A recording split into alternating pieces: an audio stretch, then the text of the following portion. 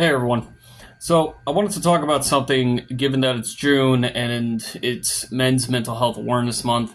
I wanted to talk about something that's pretty serious for both civilians and military, and that's about mental health. Now I had to take some notes because I wanted to kind of figure out how I wanted to say this.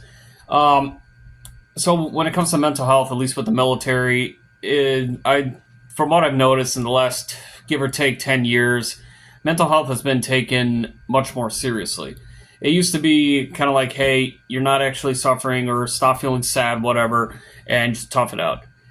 Military, however, has, at least from what I've noticed in the last 10 years or so, is started taking it more seriously, and they've actually like created a lot more resources to start helping with mental health and other crises. In the Navy, for example, we have medical, we have what we call Fleet and Family Support Center, and you have all these other resources, even the chaplain, whether you're religious or even not. Um, Maybe the VA. I have not had any personal experiences about it, but I've obviously heard horror stories. And granted, I think the whole thing with the VA has kind of changed given the current political situation. Um, but a lot of things have at least come out of it in the last 10, maybe 20 years. And that's, for example, treatment for PTSD, especially for the combat veterans.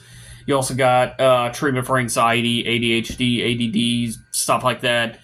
Um, and while that's really, really good for us in the military, one thing that I would love to see more, especially coming from the military, which, by the way, I don't speak for the DoD or the Navy or whatever, I speak really on personal opinions.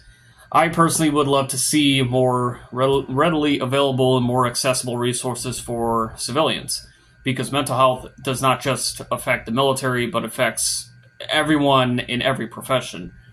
And one big thing that I think a lot of people have started seeing is the suicide crisis, which has happened both for military and civilians. And especially speaking from a lot of personal experiences myself, everyone needs that helping hand.